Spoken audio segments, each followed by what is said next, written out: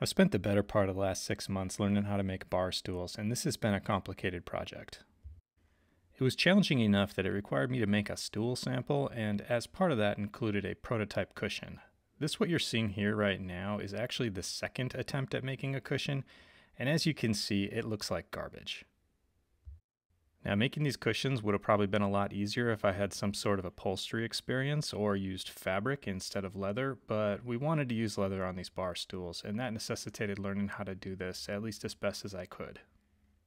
Sewing was right out because I didn't want to spend the time or money on that, so I decided to look at how to mold the leather so I could at least make those front corners look better. About 60 seconds of internet research showed that I would definitely be able to make a leather mold with the materials I had on hand. The template that I'm tracing here is the exact same shape that I'm going to use to make the bottom frame of the cushions later on in the video. Right now I'm making the outer part of the mold, and I did it on a split piece like this for two reasons.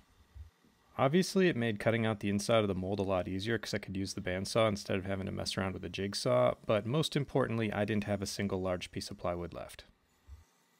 I made sure that the insides were as smooth as possible because eventually this is going to be slid down over wet leather, and I didn't want to have any sort of sharp edges that could scratch the leather. The inner and outer parts of the form fit together pretty tightly with maybe about a 1/16 of an inch of gap. I was happy with how those two pieces fit together, so I cut out a bunch of scraps of other thicker plywood to make the outer part of the frame stronger. In case this doesn't seem to be making any sense, I'll try to explain. This is going to be an outer bit of frame that will stretch a piece of wet leather down over a form that I haven't made yet. It looks super cobbled together because it is. I'm trying to use up scrap wood without purchasing anything new. The important shape on this is the middle part that I cut on the bandsaw earlier.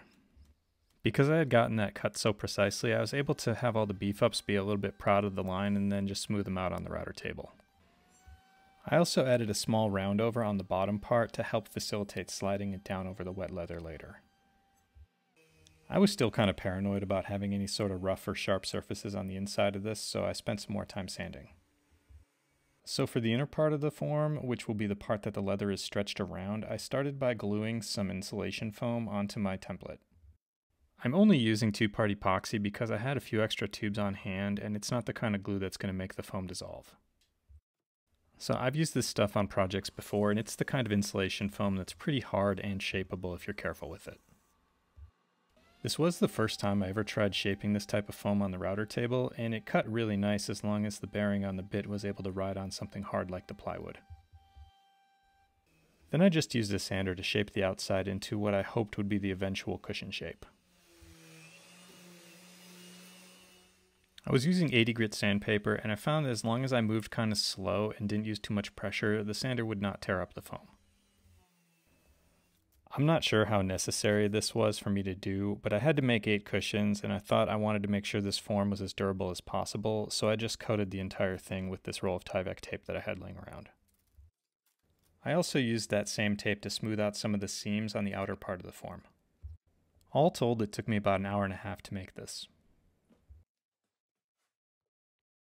I tested the mold with some upholstery leather that I had a scrap of, and I started by soaking it in water for 30 minutes. From what I could gather in my research, soaking the leather for more than 30 minutes wouldn't really yield any kind of benefit. At this point, the leather was as pliable as it was going to get. I dried the leather just so it wouldn't be dripping everywhere, and then I put it over the form. I tried hand forming around the corners a little bit, and from what I can tell, you can do this, but it is a time-consuming process. Squeezing this stretching frame down over the form worked a lot better. I did have that one false start though, so I went back and made sure there wasn't any bunching and that everything was as tight as possible. So this video here truly is the very first time I tried doing this, so as a result I still didn't really know what I was doing and I went a little overboard. These clamps were not necessary. I let everything dry for 24 hours with a fan blowing on it, and then I pulled the form apart. I found that instead of trying to pull the frame off the top of the form, it was easier just to push it all the way down. What I found is that my front corners did have a little bit of bunching, but I think that was because this was kind of a thick leather. Overall, it held the form pretty well, and I was pretty satisfied with the results, so I moved on to the real thing. So this is an actual cowhide, and because of that, it does have a natural shape that followed the animal. I made a template so I could try to cut this up as efficiently as possible. Having a very sharp and nice pair of scissors made this pretty easy. I was able to get 5 cushions worth out of one hide.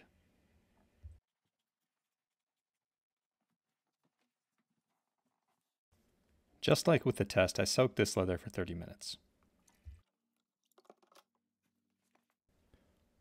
Once again, after the leather came out of the water, I lightly dried it and then stretched it over the form.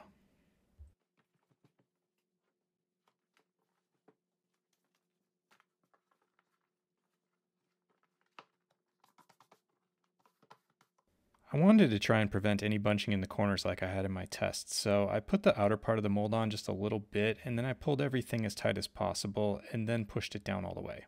This worked well.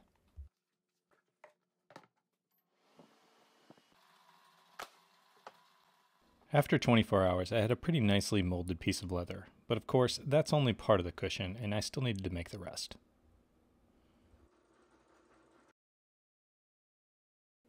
These cushions are going to be attached to the bar stools and basically non-removable once everything's put together, so I needed to make a frame out of some 1/2-inch thick plywood.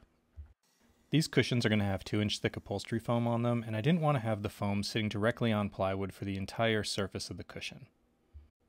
I think this would make the cushion less comfortable over time, and so I cut the centers out of the frames as you're seeing here. These frames will actually end up being sandwiched with 2 pieces of 1/2-inch thick plywood, leaving that cutout recess in the middle with a full 1-inch depth. Now, like I mentioned earlier, these cushions are going to have to be fully attached to the bar stools.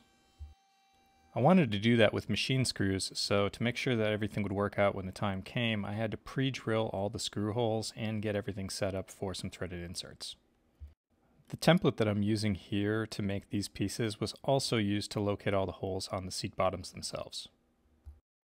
I used the holes on the lower part of the frame to locate where they would need to be on the upper part of the frame before gluing them together. You'll see why in a moment. I used a Forstner bit to make a small recess in each of the holes on the upper part of the frame to facilitate T-nuts that will go there in lieu of threaded inserts. I had to drill those recesses because these T-nuts are going to be sandwiched in between the upper and lower part of the cushion frame. After the glue had dried, I used a 1/2-inch roundover bit to ease the inner edge on the upper side of the cushion frame.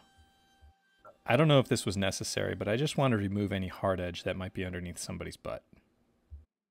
I used 2-inch nylon webbing to make sort of a caned seat bottom that would go underneath the cushion. I stretched it as tight as possible, and as you can see, I was not shy about staples. The pneumatic staple gun was really the hero of this project, and I don't think this could be done properly without one. In the course of making 8 cushions, I went through 4 boxes of T50 staples. Like I said earlier, I could have just put the cushion directly on a piece of plywood, but I really think this webbing will make the stool a lot more comfortable over long sessions.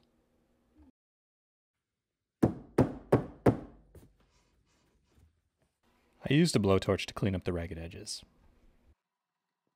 The main cushioning will be provided by this 2-inch thick piece of upholstery foam. There are many different ways you can cut upholstery foam, but if you want to cut it cleanly, I recommend using a hot wire cutter like this. There is a bit of a technique to using one of these, and by the time I got to the 8th cushion, they were coming out pretty well. What you're seeing here right now I think is the 4th. I used some spray adhesive to attach the foam cushion to the frame just so it wouldn't move around while I was stapling everything together. Since my mold had a little bit of a rounded edge on it, I wanted to do the same thing to this cushion. So I marked a 1/2 inch on the top and sides and then used the hot wire knife to ease the edge by putting on a little bit of a chamfer. I learned with the hot wire it was really best to just go slow and let it do the work rather than to try and saw through like I am here.